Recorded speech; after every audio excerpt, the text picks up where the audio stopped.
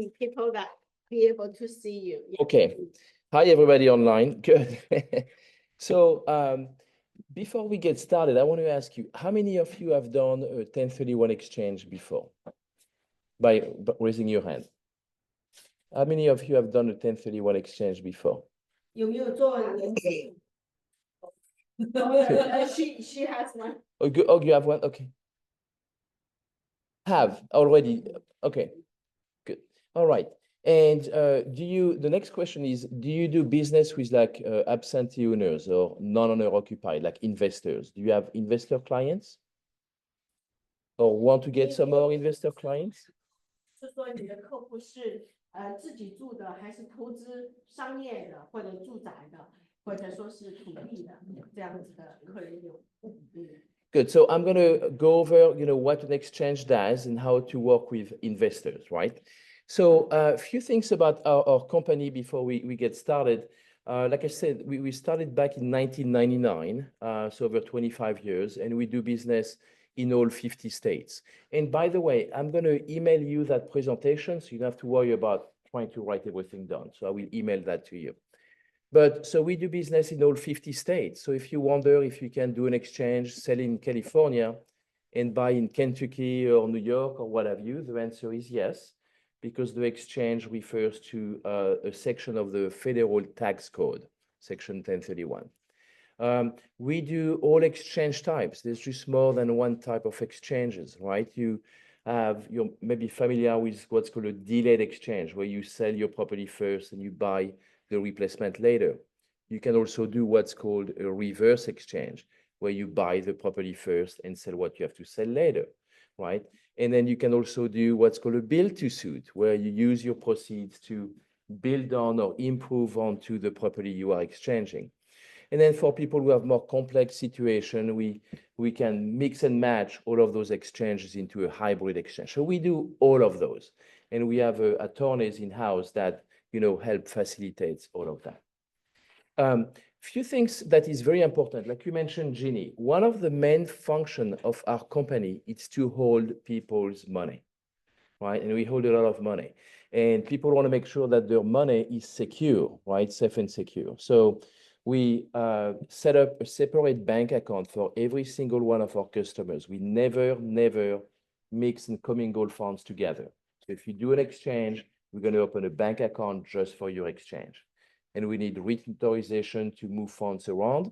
That's very important, right? Some companies are putting everything in one big giant account, and that's very risky, right? The other thing is we are insured, we are bonded, we carry a $10 million bond, right, to safeguard people's money as well. So how do you handle people's money is very, very critical in choosing a qualified intermediary, basically a company like ours. And that's our main function beside facilitating the exchange. Make sense? Good. So even though we're going to be talking about a section of the tax code, guess what? I'm not a CPA. We are not CPAs or tax advisor or attorneys, right? But it's so easy to cross that line when you're explaining a 1031 to someone. Now they want tax and legal advice. Always refer your clients to their tax and legal advisor, okay? Now, we're going to be talking about, taxes, what it means if you were to sell an investment property without doing an exchange, what kind of taxes are you looking at? And what's the solution maybe so you don't have to pay those taxes? And why would you be doing an exchange? What are the benefits? And then we're going to talk about some of the key rules, what you have to do to make that successful. Now, I have a question for you. When you sell a piece of, real estate that is highly appreciated, you're going to pay some taxes, right? Do you know how much taxes that's going to cost you, roughly? Any idea? About 35–40%, right? So if you sell a piece of, investment property, it doesn't matter if it's investment for that matter. In California, at least, you're looking at paying about 35–40% in taxes. That's a lot of money, right? So if you have, again, a profit on your property of about $1 million, it means that you're going to be writing a check for about $400,000 to the government. Ouch. Right? Investors really don't like that part. So that's why we need to figure out Yes. how to secure their money in their wallet. Yeah, exactly. Because it means that, if I have a gain of 1 million, then I'm going to be left with only 600,000 of that money, right? That goes to Uncle Sam, right? So it's very expensive. So now people think that there are only, there's only one type of tax that you have to pay, which is the federal capital gains tax, right? Up to 20%. That's true, but that's not it, right? Especially if you're in a state like California, then you have to pay state tax, and that is up to 13.3%. And that's based, by the way, all of those boxes are based on your tax bracket, right? But so you're looking for California to pay 13.3%. And it's pretty easy to get to the top tax bracket, especially in selling, Southern California real estate, because the gains are pretty high. It's pretty easy to get there. And then the next bucket is what's called a depreciation recapture tax. So what benefit, let me ask you, what type of benefit do you have when you own investment real estate? Why some people like to own real estate? What type of benefits, beside the income and the appreciation, what other benefits do you gain by owning investment real estate? I'm going to quiz you. Did you know you were going to get a quiz today? What benefits that you get when you own investment property? 他的问题就是说，你有什么样的利益？你把这个房地产是做成投资型的房地产。Yes, in California, the value is always going up, so you're actually secure. It's more secure than a bank. You have appreciation, right? You hope that your property is going to appreciate over time. That's right. That gives you those big gains, right? But another benefit is the tax benefit, right? So when you own investment property, you can depreciate that real estate. And what it means is that it's a write-off that you can take at the end of the year when you file your taxes, right? And that's a big deal. People are looking for those write-offs, especially when you're in a higher tax bracket, right? Now, when you sell an investment property, you benefited from those write-offs, during your years of ownership. But guess what? When you sell that property, the government wants a little bit of that money back. And you're going to have to give them 25% of all of those write-offs that you took. So if you depreciated or took about $200,000 in write-offs, you're going to be writing a check for $50,000 in depreciation recapture tax. So that's a lot of money. There's one more little bucket. It's a little sliver that Medicare's your tax. And that's based on your adjusted gross income, all right? And that's 3.8%. So all in all, 35 to 40% in taxes. So it's why when selling an investment property, it's very important to know what you are selling, right? Because we don't want to take somebody to the finish line, they close escrow, and we didn't know what we were selling, and we didn't talk to that customer about a potential exchange where they could have saved that money, right? So it's very important to understand what you are selling, right? Make sense? Good. So that's the cost of selling investment real estate here in the US, at least in California, right? So it's expensive. There may be a solution for that. What do you think that solution is? That's what I am here for, to give you that solution, that good news. The exchange, right? It's the 1031 exchange. Yeah. So the solution is to do a 1031 tax deferred exchange. And that 1031 tax deferred refer to a section, like I mentioned earlier, of the tax code, the federal tax code, right? And exchanges have been around for a long time, since 1921, right? So over 100 years. So investors throughout the country have been using that tool, to really help grow their real estate portfolio and their wealth. So it's a great tool to, grow your wealth, that 1031 exchange. So we're going to look at how it works and what are the requirements.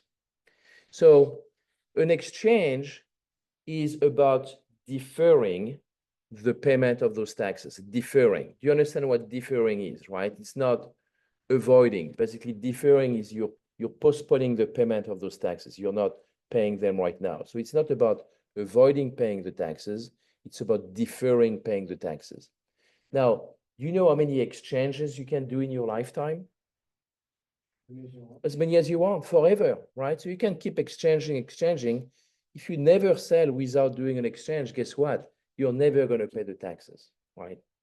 And so that's a big deal. So it gives you that, purchasing power to keep that tax money to reinvest for yourself and make money for yourself on that tax money that you didn't pay, right? So it's very powerful.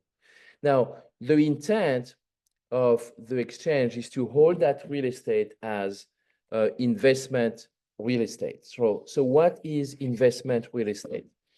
Investment real estate can be residential property, right? Residential property that generates income. It can be a house that you rent, that's income producing property, that's residential. It can be a rental condo. It can be some multifamily, rental units, right, on the residential side. But investment can also be commercial, right? It can be an office building like this one. It can be the hotel across the street, right? It can be a warehouse, an industrial, complex, right? All of those things. So that's also investment real estate, commercial. So it can be residential real estate or commercial real estate that is used as investment for investment purpose, right? It needs to generate income, right?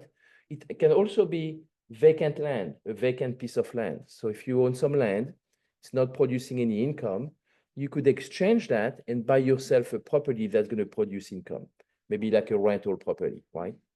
Now, there is one more little category that you can exchange is any type of real estate that is used in a trade or a business, right? That's where Jenny comes in. What kind of business or what do you sell mainly? Restaurants, right? I sell restaurants. Yep. And I sell commercial buildings and retail plazas. So I also sell land. So if you wanted to cash out of your land, and everybody knows that land doesn't produce income, right? So as an investment property, you probably bought your land a while back ago, or your client bought it a while back ago. Then the land value goes up, then you have your capital gain, but you wanted to exchange something different, something that produces you money. Like you buy a chicken and lay you eggs, then you're happy, right? So you wanted to sell your land, maybe buy a condo, buy an office. So you have the renter comes in every month, get you the money you wanted. Yeah. So that's the exchange process. Yep. So you sell this and buy that. Yep. So we go hand in hand. We also want to find you a good one. Make sure that you have a good tenant in and make payments every month. Yeah. So yeah. Go ahead. But like you said, you sell restaurants, right? So you can use an exchange not to sell the business, right? But to sell the restaurant building, right? So you have to separate the business from the real estate. But people who have used the real estate in their business, like a restaurant that owns the building and the land, could do an exchange on the real estate part. Hotels across the street, they do exchanges all the time. Gas stations, right? You're not going to exchange the hotel business or the gas station business, but you can exchange the land and the infrastructure that is on that land, right? Medical offices do a lot of exchanges for doctors and medical clinics and things like that, right? So again, to recap, what you can use an exchange for is it can be vacant land, like we talked about, but also any type of investment real estate that can be residential or commercial, right? Income producing, or real estate that is used in the trade or your business, okay? So that's what qualifies for an exchange, okay? Real estate that is used for you personally does not qualify. We're going to go over that. Now, in order to make that real estate qualify, the intent of making it as such is very important. That's what the IRS is looking for. And how you demonstrate that intent is to season that, that real estate by holding it, right? So it's highly recommended that the IRS is looking more favorably as at a 2-year hold. So holding that real estate for a couple years as investment before you can do an exchange, right? Or at least showing that real estate on coupled tax returns, which can be no less than 2 years. How do you show that it's investment when you file your tax return? You're going to file what's called a Schedule E.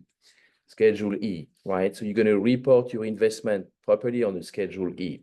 If you don't do that, then the IRS doesn't have any, record of that property being investment. So reporting that income on the Schedule E is very critical to qualify for the exchange. Make So sense? let me just stop here for a minute. So what he was mentioning too is you have to do with investment properties. The key word is investment.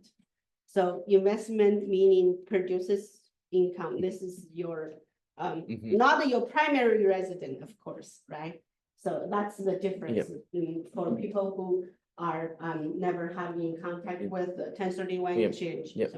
So, a lot of people own investment real estate. Do you know that about in Orange County only, there's about close to 150,000 people who own like a rental piece of property, right? And how do you find those people? How do you know that those people are investors? You ask, like Jeff Liu, for example, a title, you put a list of what's called non-owner occupied or absentee owners, right? They have a different, how do you find that out is that, you have the site address where the property is and you have a mailing address. Well, typically most likely those people are absentees and they use that property as investment. It's a lot of people, it's a lot of business, especially in Irvine, right? A lot of people bought new homes, going back, 7-10 years ago. And now those homes are highly appreciated. I used to sell new homes for a builder, and I can tell you the number of people who bought those houses, you just drive around, it's huge. So it's really a good niche to go after that clientele and tell them about, that they could do probably an exchange and save on tax money. Yes, dear. Yes, I have a question. It says that the period is like 2 years or more. Is that like, it's okay that I do the exchange and I hold it for investment for 2 years and then I took that for my personal use for a while and I go back to investment? Good question. So in that question comes up a lot, right? So you could, let's say you do an exchange, you buy another investment property, you hold it for 2 years, and you're asking if you can maybe move in that property after 2 years, making it your primary. So technically you can, after holding it for 2 years and showing 2 years of rental history and report that on your tax return. However, you cannot buy that property with the intent of making it your primary at one point. It has to be circumstantial. It's a life event, something happened and you have to move back in. Maybe your situation changed, like, financially or health-wise, something like that. So you could, but if you ever get audited, that's a question the IRS is going to ask. Did you buy that property with the intent of converting it to a primary, or just a life event that made it that you had to move back in? So you have to be very careful, right, when you buy that property, what's your real intent? Make sense? Yep. On the other hand, if you buy a property to live there, and then you want to turn it into a rental, how is that different? Okay, so actually that's a good question. That brings us to an interesting strategy, actually. A lot of people bought the home like 30-40 years ago, right? Maybe in Irvine, I don't know, 75,000, 100,000, maybe less than that. It's now worth 2 million. That's the home they live in, right? Now, how many of you do you know people in that situation? There's a lot of them, right? What do? They don't want to move out of their home because what's going to happen if they move? They're going to pay taxes, a lot of taxes.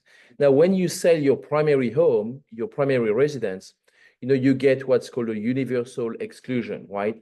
You get either 250,000 or 500,000, depending if you're single or married. That's the tax break you get when you sell your primary home, right?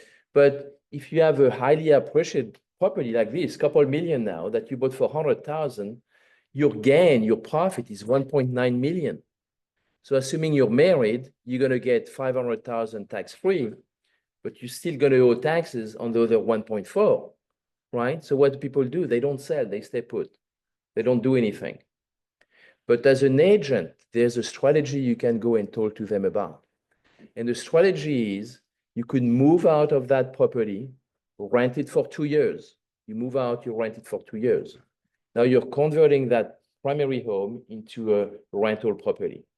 In 2 years, you could sell that home and do an exchange because the last 2 years was a rental property, right? But the beauty, the most interesting part is going back to that universal exclusion, you know, where you get 250 or 500,000, the requirement to get that is that, you know, you must at least own the property for 2 years. But if you go back 5 years from the day you sell it, and if you lived in it for 2 out of the last 5 years, does not have to be the last 2 years, right? It doesn't have to be consecutive. It can be the first 2 years of the last 5, right? If you go back 5 years, if you lived in it and used it as your primary for 2 out of the last 5 years, guess what? You can get that exclusion. So you can get that 250 or 500. So let's say you sell a $2 million property, right? It was a rental for the last 2 years, but the years before it was your primary. You qualify for that exclusion. So when you sell it for 2 million, you'll get 500,000 tax-free in your pocket. And with the 1.5 left over, you can do an exchange and buy an investment property. That's This very way, mature to this me. way you don't have to worry about paying the taxes. And though you can invest that 1.5 maybe in a rental property, or maybe a rental for your kids, or maybe put that into some kind of a passive type real estate investment, maybe a triple net lease or something like that. Okay, give you income for your retirements. So it's not for everybody. But as an agent, if you go in, when you knock, how many of you knock on doors? You don't knock on doors? You do mailers or things? You can mail that to them, right? And tell them, hey, you know, on your primary, there's a solution for you.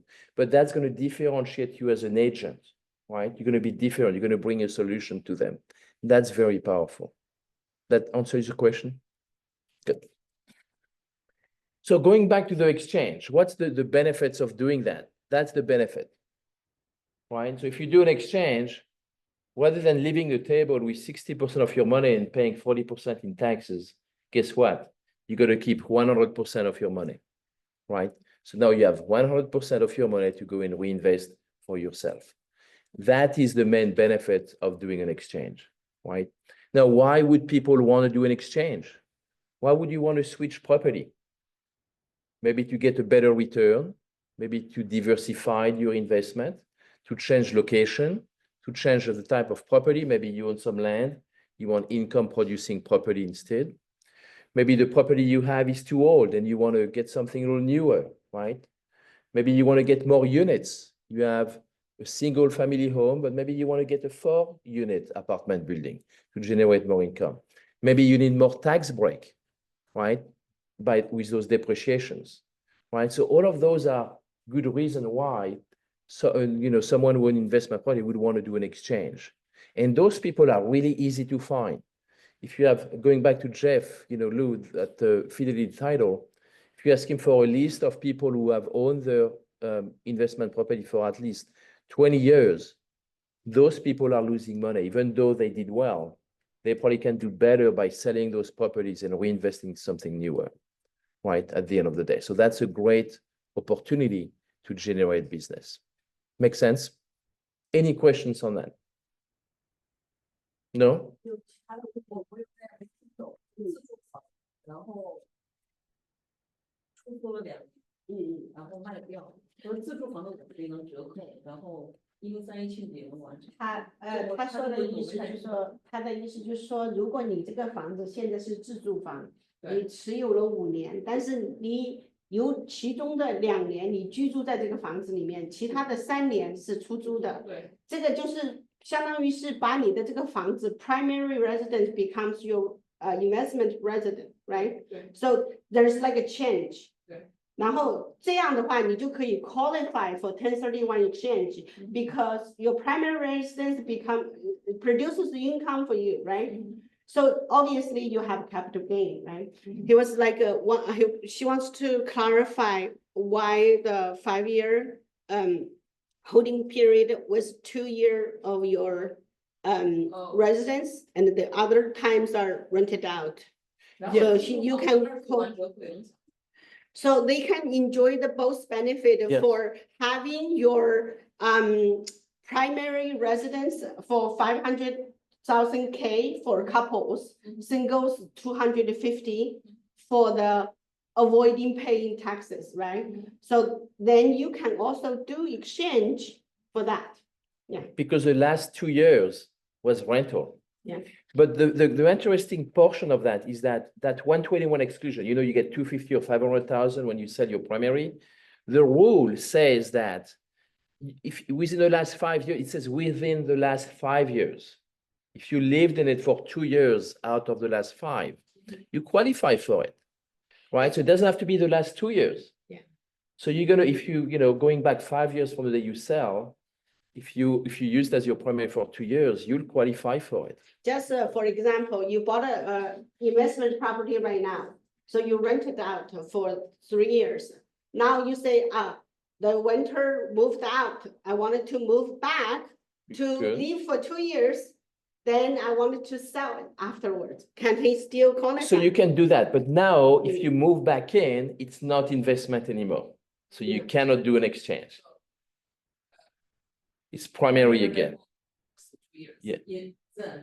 One point, yes. Yeah. But if you move back in, yeah, 2 benefits. You get 2. Is one 1031 exchange and the Yes. the The 121 exclusion. Yeah, 250, yeah. 121. So you get both benefits. Yeah.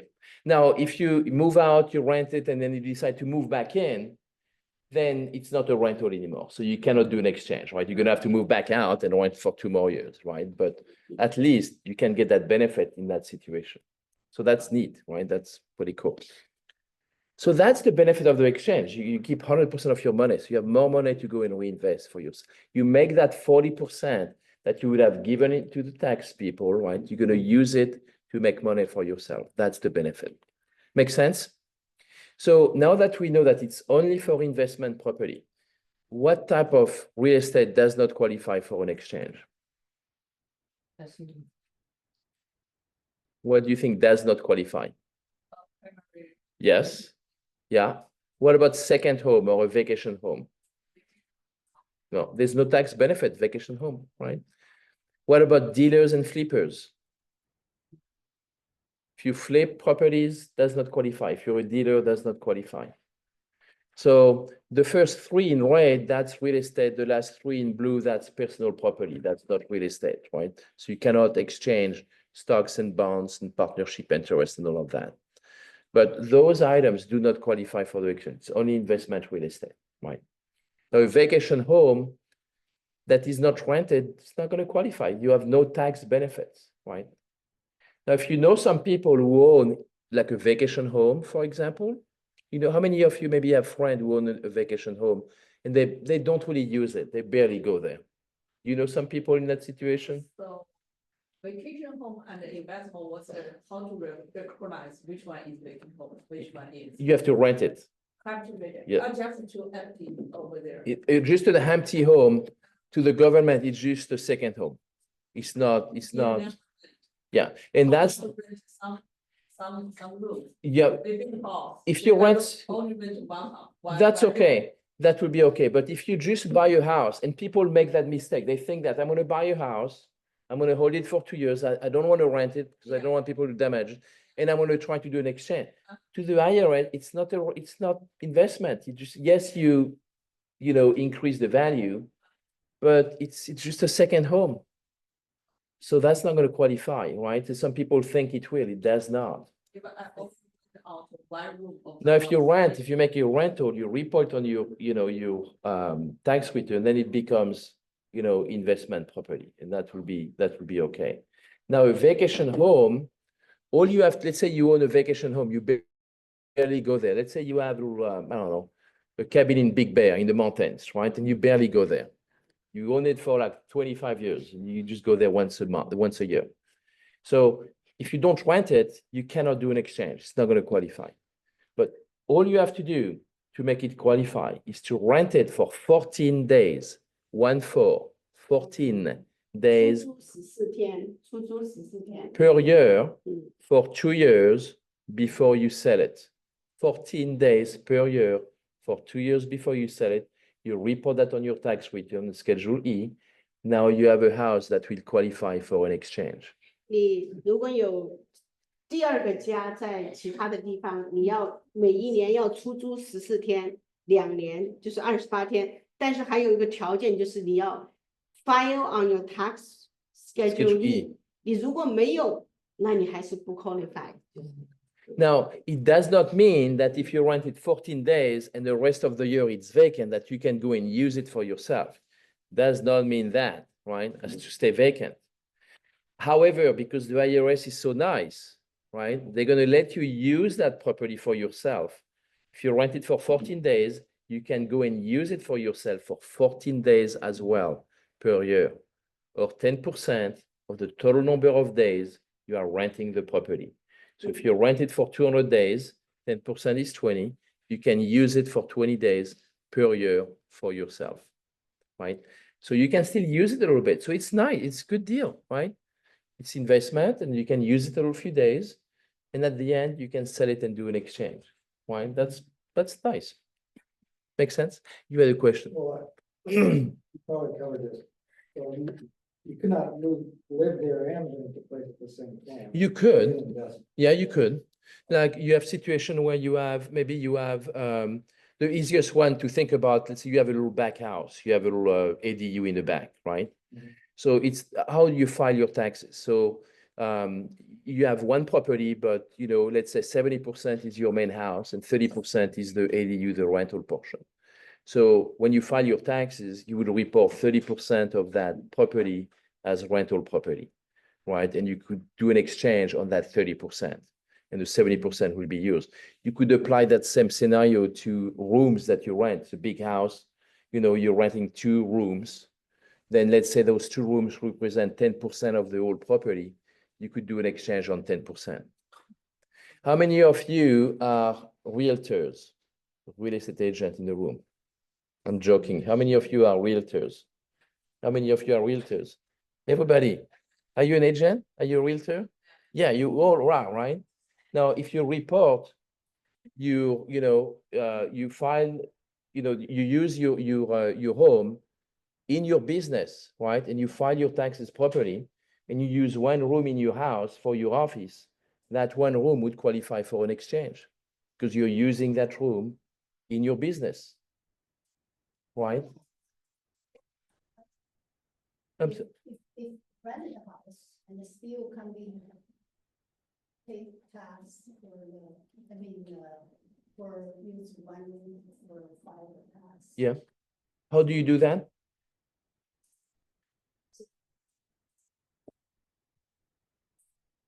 Mm-hmm. Yeah. But what about renting? Yeah. And still. Oh, a rental house, no problem. Yeah. Yeah, rental, as long as you rent the whole house. It's more if like you only rent like a small portion of the property, right? So then you could still, but you have to report it on that Schedule E and do that properly, right? You cannot just say it's, exchange, you have to report it. The exchange part is only the part of your home that you use it for the investment. Yes. So if like there's a house with like $50,000 and you use half of it for rental, so the values actually it goes up when you are selling it, the value if the capital gain is only half of that. Correct. Yes. So yeah, you have a house that is like 100,000 to keep the math simple, right? 50% is your primary, 50% is your investment. So 50,000 will be exchangeable. Not tax. And not that, yeah, or Be deferred. deferred, yeah. Yeah. So that's how you would do it. But that's definitely a good scenario, yeah. Now let's talk about the rules. So so you can do all of that, but you have to follow certain rules, right? It's not whenever you want to do it and how you want to do it. So there are four rules, and then I gave those to you. Those are the 4 basic rules. And if there is something you need to remember today out of the whole thing, it's just this, right? Just the basic rules. And you have that. And that's basically what you have to keep in mind when you do an exchange. So we're going to go over those in details. The first rule is that the property has to be like kind, right? Investment for investment. You have to replace a certain amount, right? The value of the property has to be replaced.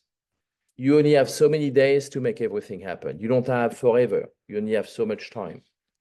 And then number 4, the taxpayer, the person selling the property, must be the person, the taxpayer, buying the replacement property. So you cannot switch from who sells and who buys. It has to stay the same, right? So let's talk about what is like kind. So we know what like kind is. What does this mean, like kind? Like type, do you mean what? Real estate to real estate. Investment to investment, right? What is important is the use. How do you use it? So when you hear the term like kind, it means has to be investment for investment real estate, right? It cannot be personal real estate for investment, cannot do that, right? It's to be investment for investment. Yes, so both are residential. You can have residential investment, like a house that you're renting, and that office building or warehouse. Both are investment. Doesn't matter if it's commercial or residential, as long as it's used as investment. That's what matters. So you could sell a rental condo and buy a 4-plex. You could sell that office building and buy some vacant land. You could sell some vacant land and buy, a shopping center or a warehouse, whatever, right? So what we are looking at is the use that is important, right? That's what like kind means. Investment real estate for investment real estate, no problem. Make sense? Right. Does your primary residence would qualify? No, right? Would a second home would qualify? Would a flipper qualify? No, good. Now, let's talk about the value of what you have to replace. You have to replace the value, not just your profit, not just your gain, right? So let's look at the formula here. If you sell a property for 1.2 million, right? It costs you 100,000 to sell it, your non-recurring closing cost. Then once you deduct that, your net sale price is going to be 1.1 million. That is the formula. That is the value you must buy equal or greater to if you want to defer 100% of the taxes. Make sense? So if I have a property I'm selling for 1.2, between commissions, escrow, title fees, transfer taxes, it costs me 100,000 to sell it. I deduct that, my net sale price is going to be 1.1. This is what I must go and buy, equal or greater to, if I want to defer all of the taxes. What if I want to buy for less? What if I only buy for 900,000? Can I do that? Sure.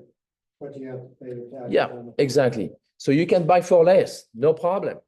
But you pay the taxes for that differential, for that less portion, right? Now, let's take that example further. Let's say you owe some money, right? So you have a net sale price of 1.1. So that's what you have to buy, equal or greater, if you don't want to pay any taxes.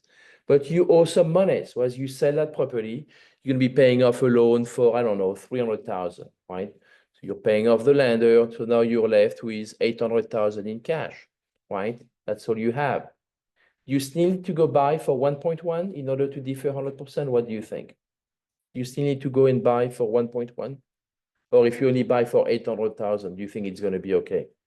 What do you think? If you don't want to have to pay, defer the taxes. Yep. you need to. Yeah, exactly. So you still have to buy, even though after paying off the loan, you're left with 800,000 cash, you still have to go and buy for 1.1. So you show up to buy the new property, you have 800,000 in hand. Now you're buying for 1.1, at least you have to come up with the other 300,000. So you can go and take another loan, no problem. Or you can bring cash out of your own pocket, okay? So he has to match the loan amount? So yeah, or you can replace the loan by cash, right? Either way.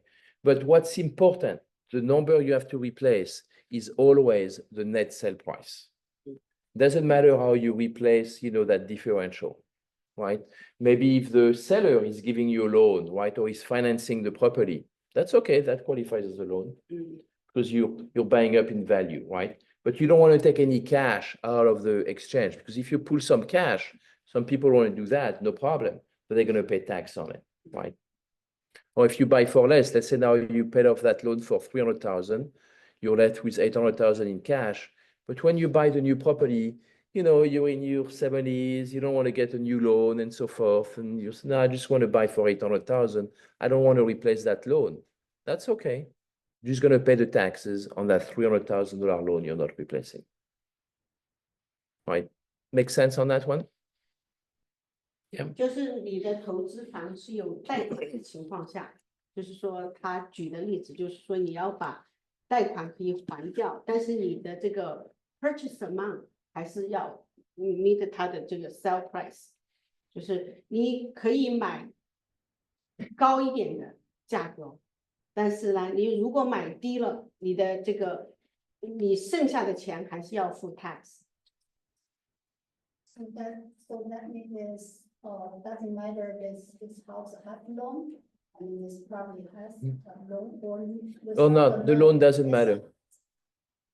It's the sell price. Exactly. That's what matters. So the loan on it, some people, call me and say, hey, I have a loan. I'm left with like 400,000. I'm selling for 2.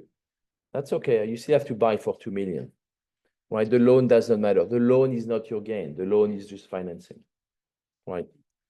So that's how it works on the value, right? Equal or greater. Now, and what you don't replace, then it's called boot, like a boot, and you pay the taxes on that. Now, you have so much time to make all of that happen. By the way, question, when do you think you have to set up that exchange? When you have to set that up? When do you have to call me up to set up the exchange? Before you close escrow, after you close escrow? Thank you, before you close escrow, right? Because if you also to mention that when you engage in a 1031 exchange, when you shop for next property, you better let that person know the one you are going to put an offer in. So I am in the 1031 exchange. That's the big statement for your next purchase. So they know It's that good, yeah. you are serious buyer because you are bounded to buy. Because I had a transaction last year, and we are, I think we sold our property in January in Irvine. So my client wants to exchange 2 properties together. So then I tell everyone, be loud and clear. I'm in 1031 exchange. So you need to work with me. yeah, So that's a plus. Yeah, that's a very, very good verbiage to use in our industry. Yeah.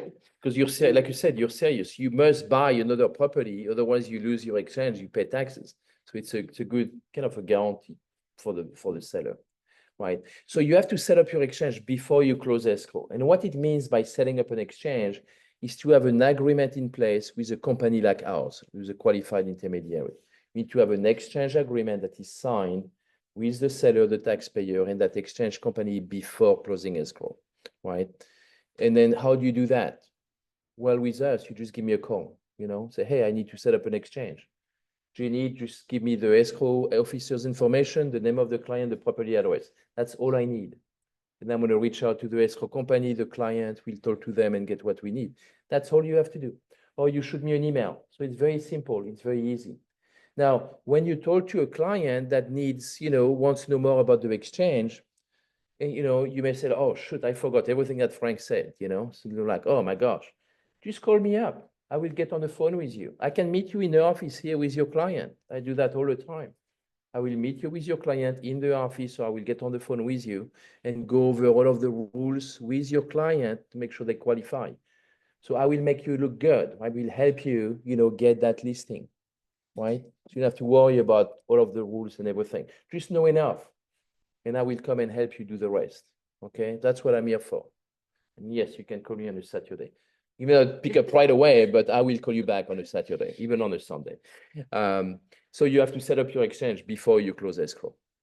Now you have so much time to do all of that.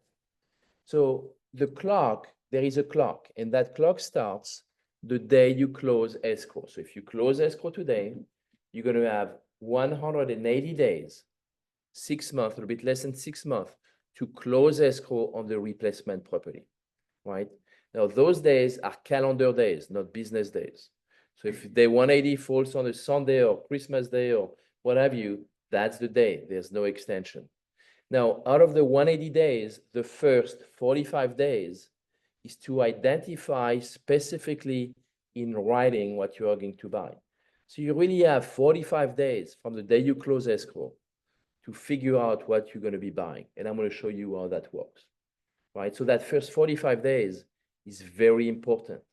You don't want to lose time because, you know, if you, let's say you get to day 46 and you didn't find that replacement, or you're not able to buy any of the properties you put on the identification form, guess what? Guess what's going to happen? You lose it. You lose it and you pay the taxes. So So- it's better to submit multiple properties. So if your client wasn't sure about whether this one or that one, you submit both. So they don't lose this time. So you want to be very proactive, right? So it does not start. You don't want to call me up to start the conversation just when you're about to close escrow, right? You want to start the process when you get to the listing appointment. You find out, okay, you talk about the exchange. Let's get Frank on the phone. Let's talk about it so we can set the expectation, right? And we can tell people, okay, well, you're going to do an exchange. Let's not wait the last minute to start looking. At least figure out where you want to invest. At least do that, right? And then when you get in escrow on your property, then be more proactive, you know, be more aggressive. Go out there, make some offers, you know, open escrow on the new property. You can open escrow on the new property when you're still in escrow on yours. Don't close on it, but you can start that process, right? Because the clock's going to start when you close escrow. And like I said, those are calendar days. There's no extension. The only time you're going to see extensions is if you have like a federally declared emergency, you know, like fires or COVID or maybe, you know, floods or things like that, right? Otherwise, there's no extension whatsoever. Yes, dear. So that means in 45 days, you have to lock or give the lease, maybe many, maybe one property, to give the lease of the property, what you're going to do the exchange. That's right. Then whatever close date, longer, shorter, then after 45 days, this, you get that long time, you get very long time to close To that. close. Because the commercial may be huge, big. Exactly. The 180 days, you're right. It's more like for commercial. A house, you're going to close it within 40 days, 45 days. A commercial, this building, it's going to take you a few months to close it. That's why you have more time. Yep. If the lot the property or 2 or 3, and I'm going to have, I change mine, one this one, going to have another one. We're going to do that. So you can do that within 45 days. No problem. You can change. Not a problem. In 45 days. So I mean, on day after 46, no more changes. Whatever you have, it's what you buy. If you cannot, you pay the taxes. No more changes. Good question. So let's go and look at that. We talk about this one. We'll get back to this one. So you have a couple ways of identifying properties. There are 2 rules. The IRS likes rules. So they give you 2 ways of doing it, right? Rule number 1 is called a 3 property rule. Rule number 2, the 200% rule. So what does this mean? 3 property rule is if you can identify up to 3 properties. And the form that we're going to give you look just like this one. It's going to be a form with like 3 addresses, and you're going to have to write down the addresses and a value. You're going to sign it and date it, and we need to get that form back in our office by day 45 at midnight. You can make any change you want first 45 days. On day 46, whatever is on that form, it's what you're committing to buy. No more changes are possible. So the form looks like this. The 3 property rule is you can identify up to 3 properties. You don't have to do 3, you can do 1. Even if you do 3, you can only buy 1, that's okay. But only up to 3, regardless of the total value of those properties. So you can sell for 1 million, You can identify up to 3 and buy for 50 million. Doesn't matter, right? Now I have a lady over there that wants to buy 4 properties or identify 4 properties. You cannot use that rule. It doesn't work. So you have to go with the 200% rule. You see, there's more line on the form. On the 200% rule, you can identify and buy as many as you want, as many as you want. But when you add up all of those properties together, the total value cannot exceed twice the value of what you are selling. So if I sell for 1.2 million, I can identify as many as I want, but for no more than 2.4 million, right? So that's how you can buy. So you have to be very careful to stay within that 200%. Because if you exceed that 200%, guess what happened? Yep. First one, you say? The first one? or No, the- 3 property in total, right? Yeah. The 3, The next, 2 rules, that one, yeah. Back. yeah, here, like, let's say 4 properties, right? The value equal to double it. Yeah, double it. Count together, double. Has to be, yeah. Yep.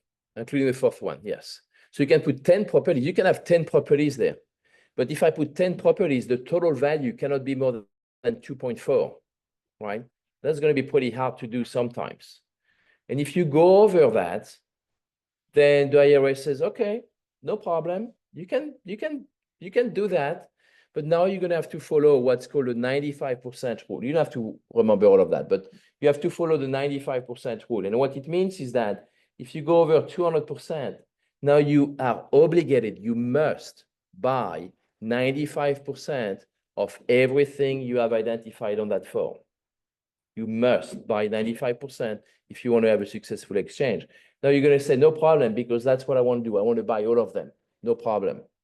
But let's imagine that you lose one because one of the sellers doesn't want to sell to you anymore. Now, when you add up all of those properties together, you don't go up to 95%. It only goes up to 87%. Guess what? You're below 95%. Guess what? You lose the whole exchange. You pay the taxes on the whole thing. So my recommendation, you stick with the 3 property rule, or if you're going to do more, stay within 200%. Don't go over it. It's very dicey. I don't recommend it. Right? Make sense? Stress yourself out. Yeah. Maybe another case is there's a whole building want to sell, but the individual, the homes, but they want to sell the whole building, Yeah. right? Individual, It's how you hold title, right? So if you own like a 20 unit, yeah, yeah, yeah. then you have to buy the whole thing, then just better not buy those first Yeah. ones. Oh, because- you know, when you buy more than 3, typically we see that when you start going couple scenarios, you go out of state. So if you sell in California, you sell for 2 million. You can buy a lot more in Kentucky, right? You can buy, maybe, I don't know, 10, right? So that's when that rule is going to come into play, right? But if you want to put 10 property in California, you're going to blow that to that 200%. It's not going to work, right? Or another scenario is when you buy what's called one of those passive investment, those DSTs, right? Those where you can buy into. But sometimes they have multiple properties. So that's when you like a portfolio kind of sell, right? But so you have to be very careful with that, how you identify. It's unforgiving, right? If you, on day 46, whatever is on it, it's what it is, right? And then and again, it's calendar days. It's not business days. So does it make sense on how you identify? So that's how you do it. Now, we talk about quickly about the strategy to to give you a little more time is you start the process early on, right? When you're in escrow on your own property, you can go out there and then make offers on the replacement, right? Now, when you submit an offer, you also have to add some proper language, right? On the MLS, you're going to put that it's a 1031 exchange, right? When you get an offer, you're going to send a counter offer back, telling the buyer that it's an exchange at no cost to the buyer, right? There are some language that will give that to you. You have to put in there. If you don't know, what do? When you get your offer and you don't know what to do, what do you think you do? What do you do if you don't know what to do? You call me. And I will help you. Okay, just call me up. Oops, sorry.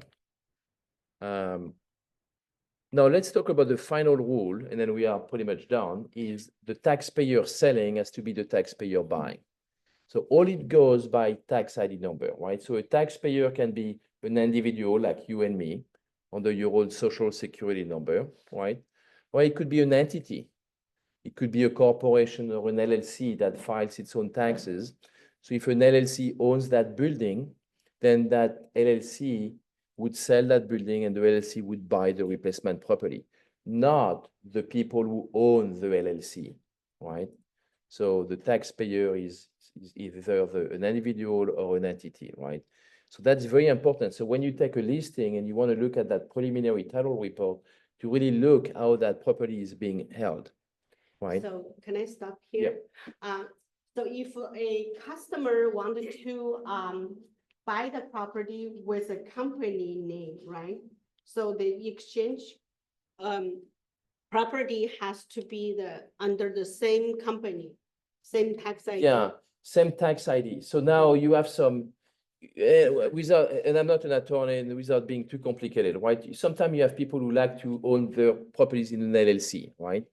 But LLC come in different shape and flavors, right? You can have an LLC, use an LLC just for the protection aspect, but you're still reporting the income under your own social security number. That's what we call a single, a disregarded entity, a single member, LLC. So at the end of the day, the taxpayer is you, the taxpayer under your own social. But sometimes people really want to keep things separate. They have an LLC that files a tax return. Now the LLC is the taxpayer, not me owning that LLC. So if I sell my property that is held into that type of LLC, the LLC must buy the replacement property. And where it becomes a problem is if you need financing on a new property. The lenders may not want to finance on that LLC. They may want to finance under your own name. And that creates some problems because you're going to have to buy the replacement property under your own name, not the LLC's name. Or when you have partners, they want to split up. They want to go their own separate ways, right? So now you're introducing new taxpayer on the buy side, and that creates more problems. So how that property is being held, that's very important. We want to find that out early on in the game so we can address it, not at the last minute. So if that the LLC bought a property and sell property and bought another one for exchange, and after the exchange, they like split between the members, is that okay? It's okay, but you want to give it some time. I would not do that right after the exchange. I would give it a couple years or 2 tax returns before you split up. Yeah, because just before or just after, that's a red flag. Not only with the IRS, but California with the franchise tax board. And they are all over that. So you want to be very careful. So if you and I own that building, we know that we want to sell it in a couple of years. It's in an LLC. We may want to take that building out of that LLC and start owning it, you and I, as tenants in common a couple of years before. So you can report your share on your tax return. I can do the same. And in 2 years, we can sell the building, and as tenants in common, you can do what you want with your portion. I can do what I want with mine. Couple that do the exchange, and after 1 year, they decide to divorce. Yeah. That's a little bit different because, it's the divorce is a little bit different. So if you have a court order that say you can, dissolve, it's official, then you can go and split up and do your own. That's different. If you have a divorce decree, that's a little bit different. But before, if you don't, then it's always a little tricky. Any more question on that one? I got a question. I'm sorry, I didn't mean to ignore. Hi. Let's say there are 2 individuals the properties under 2 individual names, and then they do 1031 exchange. But one of the investor passed away. So how would that be? Let's say they are related. Let's say parents, and let's say they are married couple. Okay. Mm-hmm. Yeah, so if they are married couple, you and I, it depends, how you hold it. So maybe it's all under community property, right? So if you're my spouse passed, then I would get my spouse, share with a step up in basis, right? Which means that I would get their share at the current value, right? So it's not a problem. But if you own a property as, tenants in common, that's going to create some issue. You don't get that step up, right? So that your spouse portion now it's going to become, go through either probate or go to whomever, right? So that creates some issues. But if you're a married couple and one pass away, typically if you hold it properly, then your spouse share will come to you. But Okay, so another example, if let's say you and I, we are not related, we own an investment property together. And let's say we own it together as tenants in common. How do you hold it, right? So as tenants in common, you're reporting your share of the property under your own tax return. I do the same under my tax return. Then when we sell that property, we can go our own separate way. I can reinvest my 50% anywhere I want, and you can do the same. But because we own it as tenants in common. However, if we own the same property in an LLC that files its own tax return and we want to split, that's a problem now.